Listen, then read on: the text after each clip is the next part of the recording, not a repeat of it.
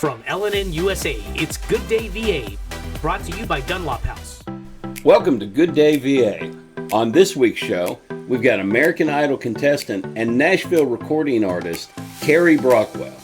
Hang on, we'll be right back after these messages.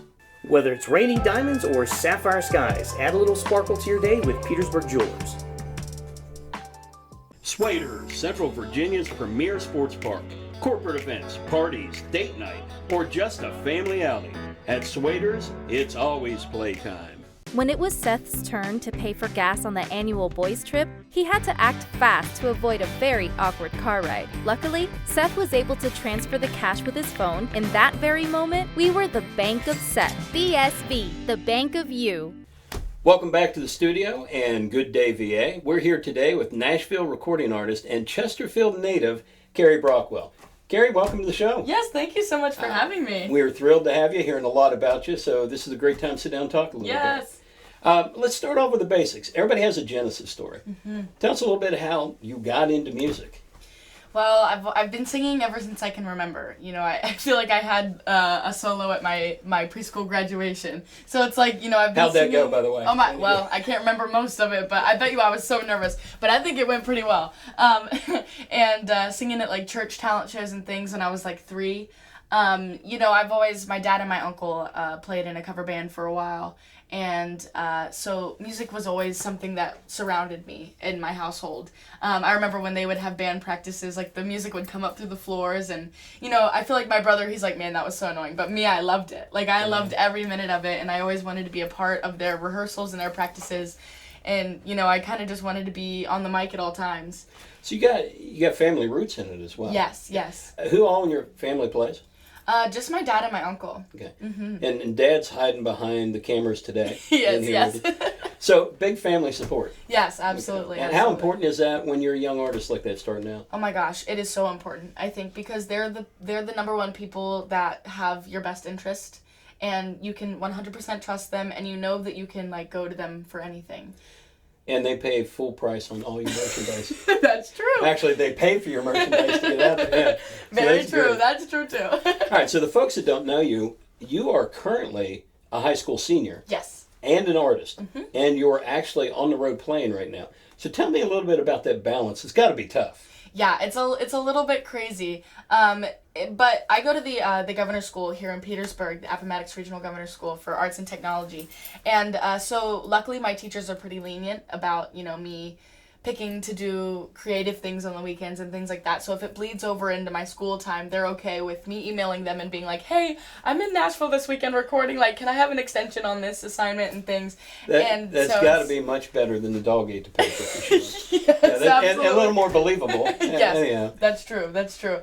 Yeah, so it's pretty interesting. You know, I'm not your average high school kid playing all these shows. I don't really get to go to like my school doesn't have football, but my home school football games, you know, I'm not at those games, and I'm not, you know, I missed homecoming this year because I was playing a show. So it's like there are those things that you miss out on, but you know, you find the groove, and it's all worth it for sure.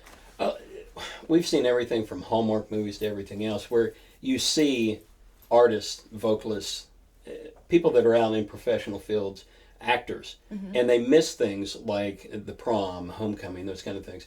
How much does that really affect you, especially at this age, and with that collection of friends as well?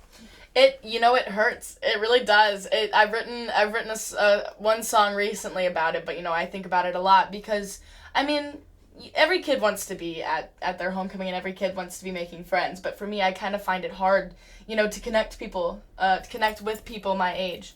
And just because, you know, I'm so focused on my career, and I don't mean to be like, oh, I'm like, you know, I'm the one that's focused on my music and I'm focused on the future. But I mean, that's one thing that's really important to me is my goals and things. So I choose to be focused on them. And so it's, you know, there's not a lot of time that I can spend with friends and things like that. So it definitely, you know, it's kind of sad thinking about, you know, what would my life be like? I could be hanging out with friends right now instead of writing songs, but I really wouldn't have it any other way than it is right now, for sure.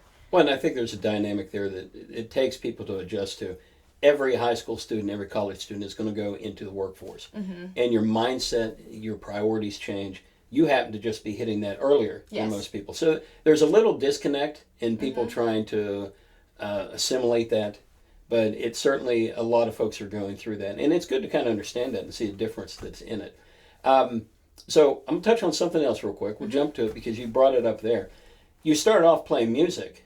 When did you start writing? I started writing in 2020. So Really? I Okay. started off as a, I'd always like written about, like sparkles and boys in elementary school and those kind of things, but not seriously until 2020. I wrote about sparkles and girls. Yes, see, we're on the same page. Yeah, Yeah. they were bad. They've never made it to the public. It's okay. You know Thank what? God. It's like a personal diary. Yes. But so. I'll write one for you. You can play it Oh, out. perfect. That'll be great. But so I started as a musical theater kid, and that's really how, that was my outlet for the stage as a little kid, and that was, what I fell in love with. And That really worked on your voice. oh, absolutely. And- Absolutely.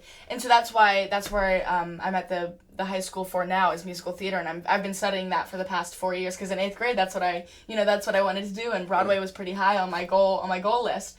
But then when COVID hit, I had that aspect of the stage and the aspect of the storytelling taken away from me. And so I kind of had to find a new Like an medium Okay. outlet, yeah, for that. Sure. And I turned to songwriting. I'd always been, surrounded by music, like I said, and so I just picked up one of my dad's guitars and kind of just wrote my first song, Rock, which is on my my EP Impressions. Okay. And that was the first song that I wrote, and it's crazy how it's kind of continued from there.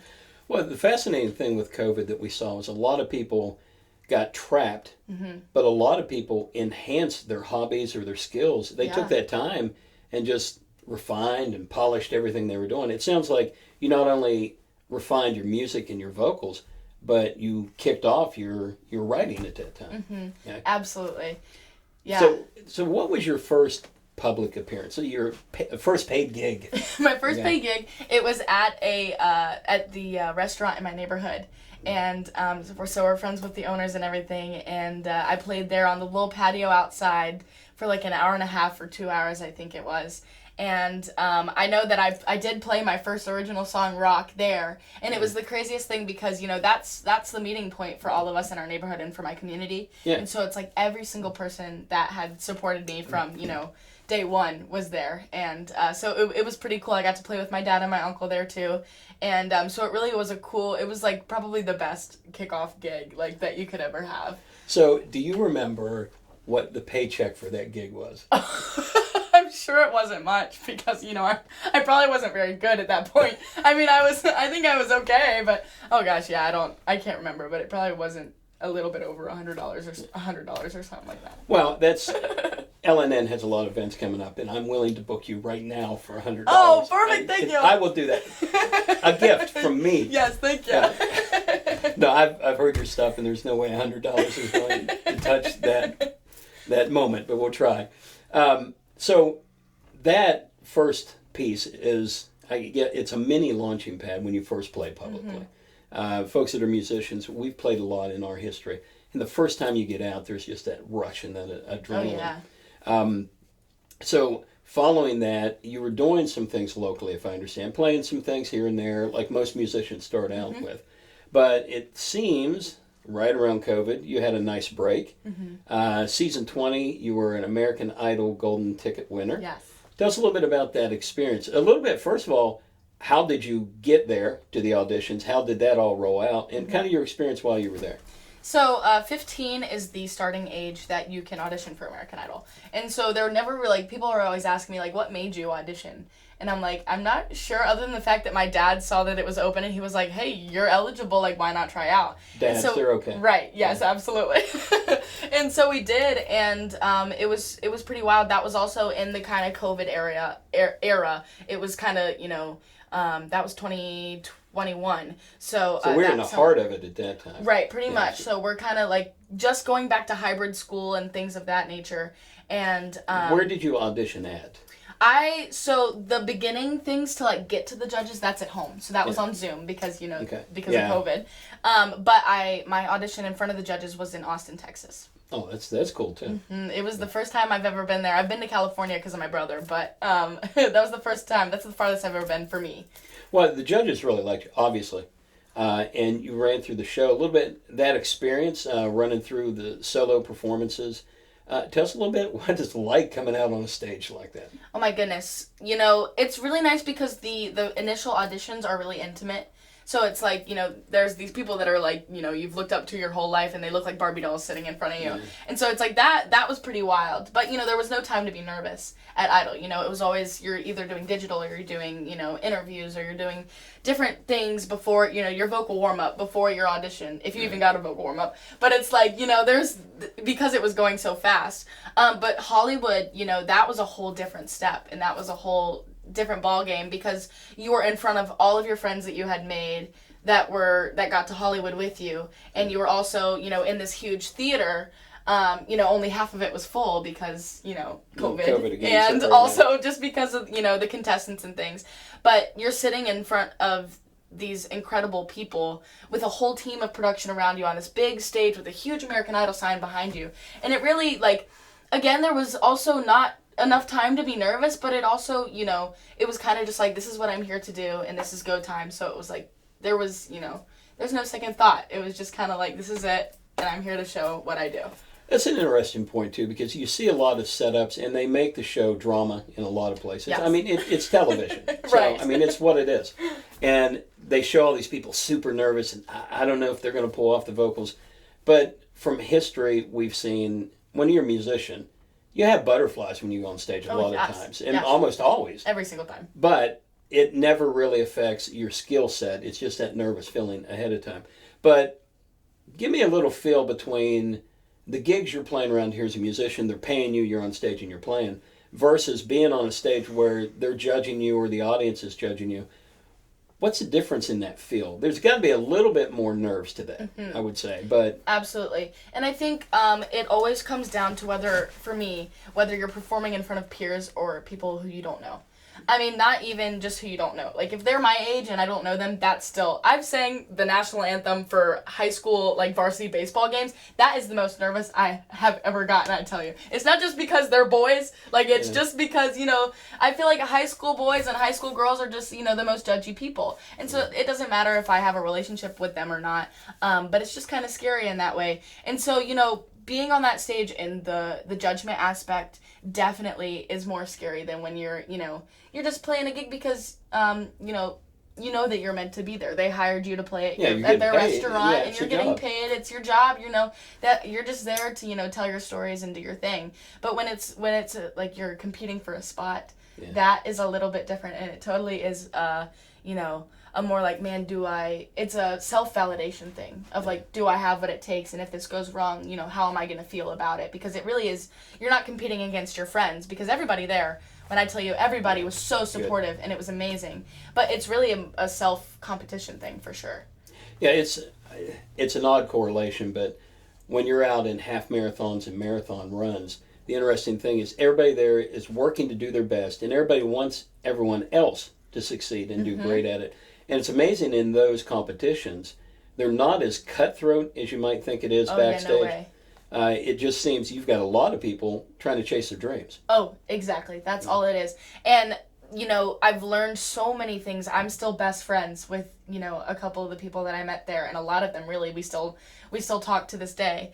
And it really, like, that's the one thing that people are like, what do you take away from American Idol? Other than the validation, you know, it's the best friends and the connections that you made throughout the experience, because it's unlike any other, because they know what you went through because they went through it too. And so it's a whole different connection level, and also they're trying to chase the exact same thing you are. And so it's like being with people who are so passionate about the same thing. I mean, there's no way that you can't be excited for each other, because, you know, absolutely. It's like, oh yeah, like, oh my gosh. And we get to collaborate and all that thing and all that kind of stuff. So you kind of just get to grow with each other. And so that's what I think is the best. Well, and another part I think that's fascinating with the show, people don't totally comprehend. When you're playing on American Idol and you're on those stages, there's a caliber of musicianship that takes. You have to have a skill level to get there. And to some degree, the number of people that tune in, or the people in certain areas that tune in, the preferences they have, it's subjective voting. Right. Now, you know, obviously, if the Virginia resident doesn't go through. Somehow the judges missed something, obviously. But, so we're talking about taking that step and getting to Hollywood. Puts you on a platform where you're now talking about same level caliber musicians, and then there's some specifics that are going to pull somebody in one way or another. So that ended, not exactly the way you wanted, but being in that level, then you've reached a caliber that few people do. That also opened some doors because of that skill set, that exposure, and just your talent. So tell us a little bit about what that opened up for you. So American Idol, when I say, there's really two things, I guess, that I take from it, is like I said, the validation and the friendships. Because the validation, not only self, but it's for other people as well. When I have that ticket and I can carry that around to gigs, it totally is like, it's like a blue check mark in real life on Instagram. Like all those, it's like that kind of thing. It's like, oh, okay, she actually does have something to bring to the table, and you're not just kind of competing with everybody else who's also trying to do it. Well, when we talk that caliber too, it's like carrying around a mini Emmy. Right. Not everybody has one. Right. It's not hanging on everybody's wall. Yes, yeah. But it puts you in that league that's a step above other musicians who haven't quite made it there. Yes. And the second part you were taking away from that? So like I said earlier, it really is just friendships and, what you can take from American Idol, because, they do take a lot mentally from you. And a lot of things like that. I mean, not obviously on purpose, but it's just the pound of the show. Right, it is just like the deadline. It's such a a rough process. But it's a great training ground. Oh my gosh, yes, absolutely. And because you learn so many things. And as a 15-year-old, that's a little, obviously it's the youngest you can be, and it is a little young, in my opinion, to be in the competition. Like if you're mature and you like know what you're doing, you got your mind straight. I mean, nobody has their mind straight at that age. I still don't. Right. You're in good shape. Me either. Yeah. And so, it is an interesting thing to go through so young. But you do learn so many things, and so that's, and it's, I don't know, it's just opened up so many things, and that's one thing my dad and I talk about, is like, if, they've taken so many things from you, and you've learned so many things from them, like, we're going to take what we can from them, and use, that ticket and what that's given me to the best of our ability, for sure. So, coming out of that show, it actually changed some of the gigs you were getting as well. Yes. It opened up some bigger fairs and festivals, some big ticket items that also bring in some revenue and pay musicians. Notoriously, it's just the nature of the music industry. When you start out, there's not a lot of music and money. When a band's playing, you see a 5-piece band playing at a club in the old days. Right. They might be making $100 a piece. Okay, but this gives you an opportunity where these folks have a larger budget at larger venues. Yes. So what kind of early openings did you see? What kind of openings have you seen since then?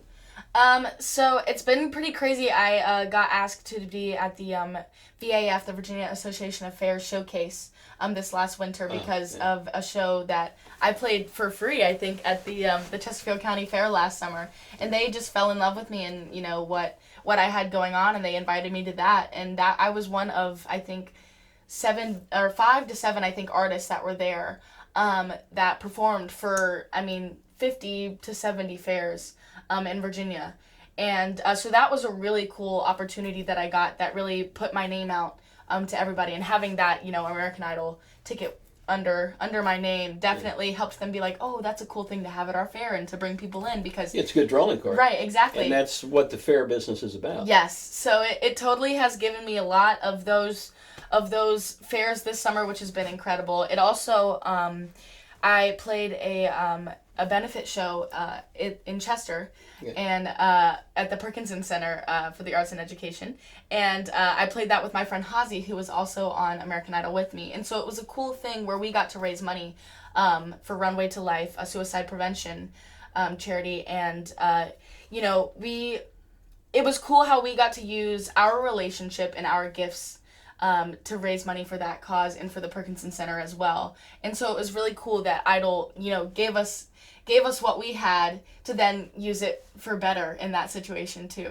So it kind of, Idol has kind of pushed me to so many different it's pushed my career, but it's also pushed, the opportunities that we have to change things and make things better. So it's been pretty cool. Absolutely. Well, I caught you recently at the Grapes on Hops. Yes. Which the Chamber of Commerce did a great job putting that on. And I stopped because Bruce Brockwell was playing guitar for you. I've known Bruce for years. But the interesting thing was you were also on stage, because you talked about the importance of family. You talked about the history of music in your family. And then I go see you at a festival, and you have family that you're playing with. Yes. So you're still able to do that, because we're going to talk a little bit about some other things that are happening. But you have a local band that sits behind you a lot of times that's got family members in it. Yes. So how exciting is that to be? Oh my gosh, it's so special. It's so special because they're the ones that started it for me, and it's like I remember hearing my Uncle Bruce play the Hotel California lead, when I was in the shower while they had band practice, and so it's really cool that I get to have him do that for me now, and that we get to share these experiences because me and my dad were talking, we're like, we want to bring him to Nashville, to be in on the recording thing because it's so cool to have that energy of the family members and things, and now what, was Bruce the only family member that was playing that day? No, Dad was playing with me as well. Oh, okay. What was he playing? Dad plays acoustic. Okay. All right, so because I came in on several different sets, so that's kind of neat. Yes. They sounded really good. Thank you so much. Thank you. That was pretty impressive. Bruce, I'm sure you're going to be watching the show at some time. Kudos, buddy. It sounded good. Yes. And Dad, you sounded good too. All right, so this opens some doorways, but we mentioned at the beginning of the show, Nashville recording artist. Yes. So you've been spending some time in Nashville. Tell me a little bit about initially how you got there, and then what's been going on. So I've been working with this artist development company called PCG, and they have kind of, I knew a couple people in Nashville, and some of my friends were from Nashville, but they're really the people, they're based out of Nashville, and so they're really the people that have gotten me the opportunities that I have there, and that have kind of sparked, some things there as well.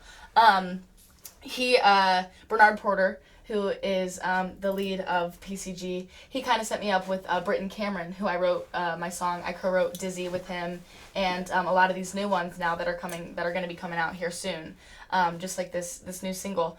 And so it's been super crazy to get connected with these real Nashville songwriters and these people that have been, he's worked with people that have worked with Fleetwood Mac and the Eagles, and it's crazy. Yeah, those guys are okay. Right, they're just okay. Right. It's okay. Yeah. Nashville has some people that can play. Right. And so it's really surreal. I always say at my shows, I'm like, I'm just this 17-year-old girl who writes songs in my bedroom. But, getting to connect with people who are real musicians and, are real songwriters and, they have established lives, they want to work with me. It's super surreal. And so, through Pat McGee, we're really good friends with Pat McGee. Through him, I kind of met Tony Luca, who threw Down the Hatch and that whole festival. He is playing guitar for Brett Young right now. Yeah. He's on tour with him. And so, through all those friends and connections that I've made, whether it's through, people I'm working with or people that I just know, it's been awesome, having that idol experience to kind of push me into a more mature mindset to be ready for this. Going into Nashville and then writing with these big people, it's kind of just set my career off running, and I think it's been pretty awesome. Okay, I want to touch on that because we, growing up, we had several bands. We had the opportunity to record in Nashville, and when we went, there were studio musicians that we used there as well. They elevated everything we were doing and totally changed our sound. Thank God. But it was interesting because we didn't play instruments on that. We just sang. Yeah. And again, their feel, their technique, their style did that. So I'm going to I want to ask you about your sound, your style, how you would describe it. But I want to ask it as a twofold question. When you started out, what was your sound like? And then post Nashville, did that change? And how would you redefine your sound? So let's start out when, first gig, you're playing Pizza Hut down on the corner, like all of us started out. How would you describe your sound then? What kind of, because you weren't doing originals at that time when you first started out. Yes, I was. Okay. I did one original. I had one or two written at that time. Yeah. All right. So what was kind of your sound then? How would you describe it? It's such an interesting question because, even to this day, it's still changing. But we liked, in the beginning, we liked to say that I was a mix of Carole King, Billie Eilish, and Carrie Underwood. So it still is that way. And so, but it's kind of like different aspects of those artists are coming out differently now. So it's like the new stuff that I'm writing, oh my gosh, it's so exciting because, Impressions, my first EP, was such a soft, even looking at the album cover, it's like that soft face Carrie, Yeah. that's so young, and the sound of it is really round, and it's, in my head, just ways I describe it. But, it's really naive, I think, sounding. There's an innocence to it. Right, I think maybe, absolutely. I get naive, and I get that young artist coming out, but again, there's a special feeling to that and a special time for that. Yes. And I think it's that innocence of an artist. Yes. So you move from that, Yeah. and you step into Nashville. You're working with those musicians, so they're going to elevate what you do as well. How did that change? How do you see that it went a little more from that naive, innocent music? What would you say it moved into? So now that, I'm getting older, I'm getting a little more edgy, I think, I'm not as scared to, my old stuff. I did, I wrote about some topics that were close to me, but, what was cool and what I think is awesome about songwriting is that they were taken in different people's point of views and perspectives, made the songs different to them. Right. And so it was like, to me it was like, oh, I'm writing about a best friend breakup that happened in like 6th grade. But like, other people are like, oh, she sounds so mature, like she's writing about people getting divorced or Alzheimer's patients. Like there were so many different things that people were like thinking that my song was about, and I'm like, no, really, it's just about my friendship. So it was really cool, to have that level of innocence, but also like in the sound of everything, but also that level of mature songwriting is what I've heard. Depth in the been told. message. Right. Yeah. And so now it's kind of just I'm more confident in that, I think. And so my sound is getting a little more rocky, and it's been pretty cool because a lot of my inspirations are those people that my dad and my uncle used to play, like Tom Petty and the Eagles, Jackson Browne, Carole King, all those 70s artists are really what I love and what I listen to and what kind of creates my sound. So now I'm getting into the more, like Stevie Nicks kind of side of myself. So it's been pretty cool to get a little more rough around the edges, for sure. Do you feel like there's more storytelling in your writing now? I think so, yeah. It's kind of hard because, as a songwriter, it's kind of unfortunate that we have to go through things to write about them. And I find a lot of the time, I can't connect to stories that aren't mine. Right. But through Idol, I have learned to really be observant at all times. Songwriting is observing.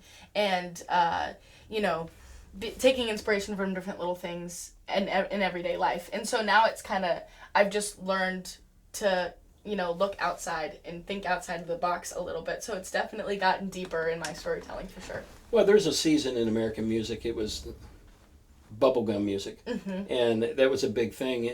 There was no depth to it. There was no, there was no hook. Right. And in fact, today, one of the challenges we have in music is we're losing hooks in music. Right, we're losing the specialness of it. Yeah, everything's sounding the same. Mm-hmm. So it's refreshing when we see somebody that falls back on like a Stevie Nicks influence that's got the storytelling, but when you talk Fleetwood Mac and you get Mick back on the drums, there was this uniqueness to the group, and it feels like that's probably what some of those Nashville artists are pulling on that's already inside of you, but it seems to be coming out with that. Yes. So folks want to hear what you're doing. Tell us a little bit about where they can catch your music at. Where can we get your tunes? Yes, so all of my things are on carriebrockwellmusic.com and Carrie Brockwell Music on Instagram, Facebook, all the social media platforms I'm on there.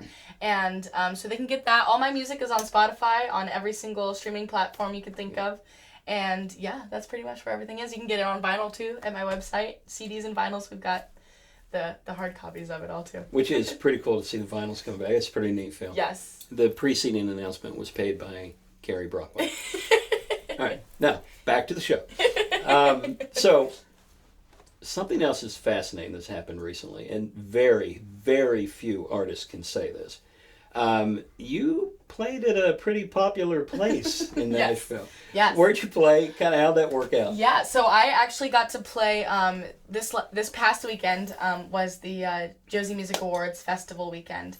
And so I was one of the artists that was picked to play Studio A of the Opry and which is actually where Hee Haw was filmed. So it's crazy, you know, I got to stand in there and look up at all the seats from where the audience would sit while they're filming that. So crazy. And, yeah, so it was pretty awesome. And Britton Cameron, that guy I was just talking about that I have co-written, he knows a lot of the musicians out in Nashville, and so the ones that played on my record that he got to work on the tunes with, he had play live with me at that show. So it was cool to, you know, have the more Nashville sounding band behind me for that show. And so it was awesome, you know, those things are always cool because you get to meet so many cool people. And being at the Opry, like, oh my gosh, when I tell you how cool the security guard was, you know, if I was like, you could think that the security Even guards the security guys right, are cool. they were cool. Like, they were so sweet. And I was like, you know, if you, like, thinking, you know, if I worked at the Opry, I'd be like, yeah, I work at the Opry. Like, you're not getting back here. But, like, no, he was so sweet. He was like, when are you going to make your Opry debut? I'm like, I don't know. I'm like, I would love for it to be soon, you know? Just sign me up right now. Right. Yeah. Like, hey, I can put my name down, you know, you want a card or something. But it was so crazy because, I mean, that's what I've written songs about. My song, Dear Nashville, you know, there's that thing about, you know, how's that circle looking, that lyric, you know. Just, it's always been something that I've wanted to be in that building. Now, I know this is tough because times always push you. And we loved it. When we went to Nashville, this is one of our highlights. Mm-hmm. Were you able to get down to some of the local clubs and the local facilities and hear some of the musicians play? Oh, yeah, absolutely. Not this past weekend, but we have in my trips before. We've been to, you know, the Listening Room and 3rd and Lindsley and all those things.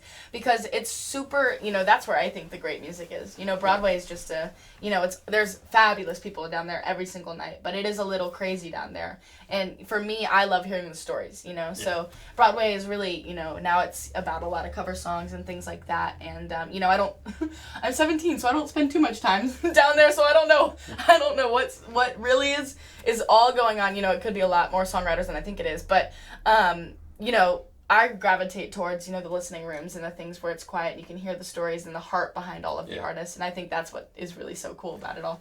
Well, it was early 90s when we were down there. And Mm-hmm. the fascinating piece was you could walk into any club, any bar, and we're going down there to record, and we walk in and we listen to a musician just filling in to play for that night, and we're going, oh my God, he's 5 times the musician we are. Right. And you could find that on the street corners. Every single place. Yeah, and I don't think Nashville's changed with that. I think you still see... I think it's gotten worse. Yeah. It's gotten so much worse, like, in a good way, though, because there's so many people that are amazing. Your ego will get crushed more. Right, because there's incredible people, like, everywhere. You could literally throw a rock and you'll hit somebody that's an amazing guitar I'm glad player. we went 10 decades ago. So that's been fantastic. All right, so you've got an exciting piece. You've got a release that's out now. Yes. And you are going to play that for us now, which is kind of cool. Yes. Yeah, we're looking forward to that. Oh my goodness, yeah. So this song is another one that I co-wrote with Britton Cameron. And it's kind of, you know, just all about, you know, soaking in the moments. Like I said, I'm really inspired by Jackson Browne and his writing and his style and things. And so my dad and I were listening to The Loadout actually on the way to the writing session, and we got to Britton's house.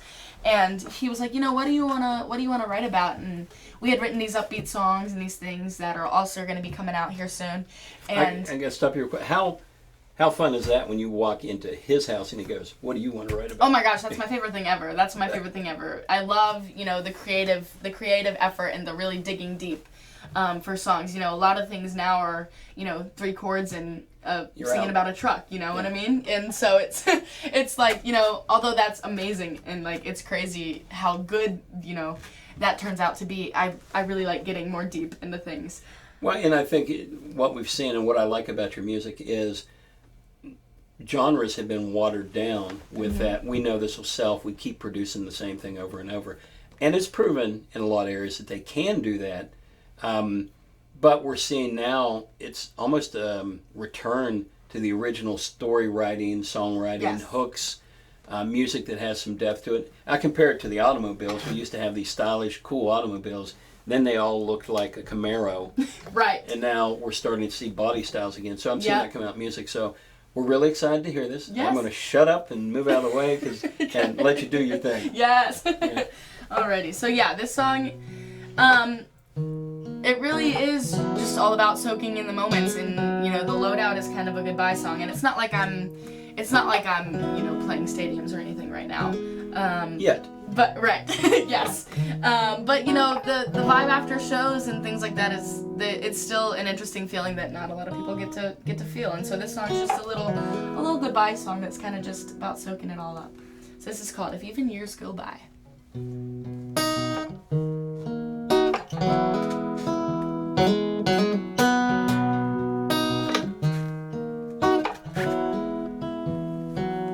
I think it's time to turn down the noise. I'm all out of rhymes. I'm all out of voice. Nothing left I can say. I think it's time to turn down the lights. I'm all out of lines. I'm all out of fight. Said all I can say. You never know when you're in it that you wish you could do it all over again. And you've loved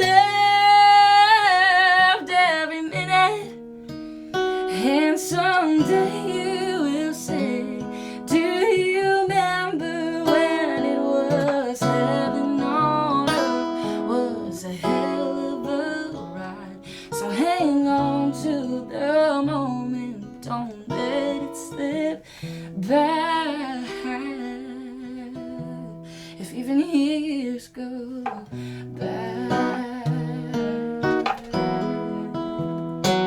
So take a picture like an old Polaroid. We're all being called like postcards from home. I'll be on my way.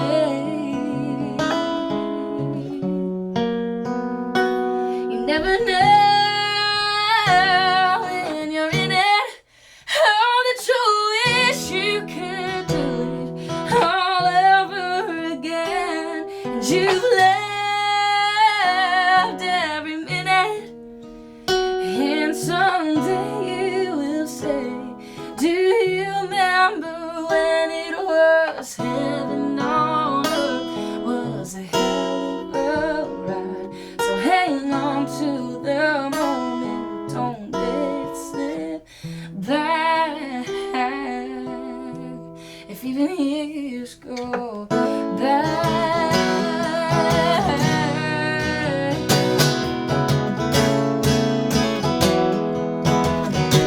If even years they go by.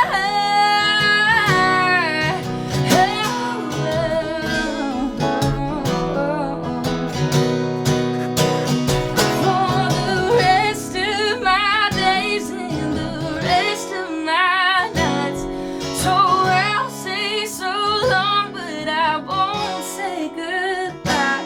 It's been heaven on earth, been a hell of a ride. So hang on to the moment, don't let it slip back. If even years go by.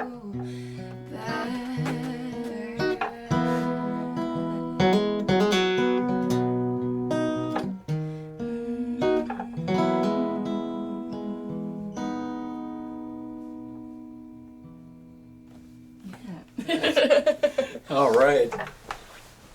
That is an old soul and a very young artist. Thank you so much. Thank you. Just amazing writing skills. And the reach, just sitting and listening to that, especially live, because I'm a big proponent of hearing music live. Just the draw you have into the music, your voice, the lines, the melodies you're writing, it's just fantastic work. Thank you so much. Very proud of you. Thank I know you. the family obviously is. And I guess I got to ask you then, you've got all these things going on. What's next for Carrie? So, like I said, I've got a bunch of new, kind of upbeat, new sounding songs that are going to be coming out here very soon, which I'm excited. I'm excited to, Dear Nashville, my last EP, was one that I wrote 2021 on. And so I'm so excited to push into this new era of me. And I'm going to be playing a show down in Richmond, Capitol Ale House with Pat McGee. I'm going to be opening up for him. And so I'm so excited just for all the things that are to come, new music-wise and new show-wise, that are just going to be, keep pushing me and, get this new kind of rougher Carrie, I think, is going to be more mature kind of, new thing that's going on. So I'm so excited just to get out there for That's a great step. I don't get you in trouble, but Pat, we love you, but you think maybe you should open for... That sounded pretty good. Oh my goodness, no way. We'll get all kinds of trouble happening there. I'll be playing at his Down the Hatch too, so that's an awesome one in the Outer Banks this summer too.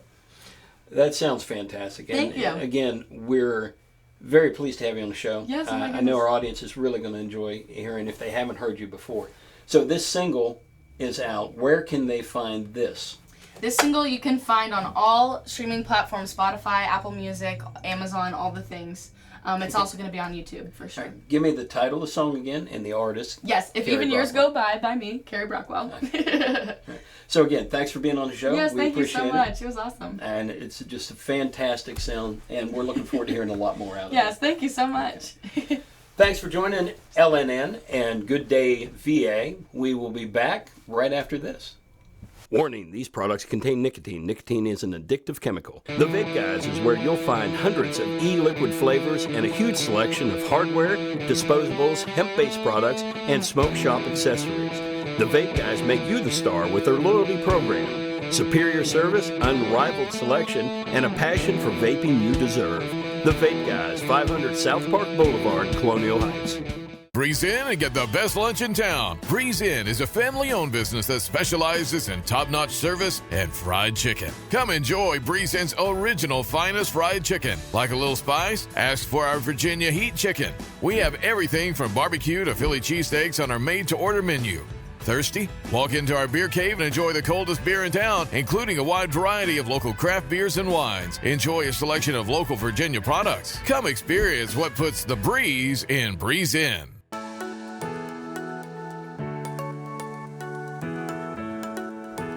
Yes, you can still get haircuts, colors, highlights, waxing services, everything that's going to make you look great right here at the Apothic Company.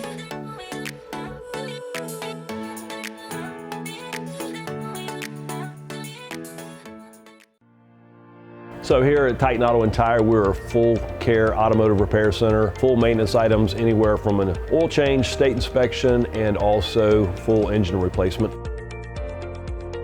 Titan Auto is different because of our customer service mainly. I mean, we have some of the best trained and qualified techs in the area. Our three main focuses are customer safety, customer service, and community. Knowing that you're going to put them first and it's not about the dollar. Thanks for joining us on Good Day VA. As always, we'd like to thank our sponsors and especially Dunlop House who make this show possible. Check us out on YouTube, lnnusa.com, and on Facebook. And until the next time, have a good day, VA.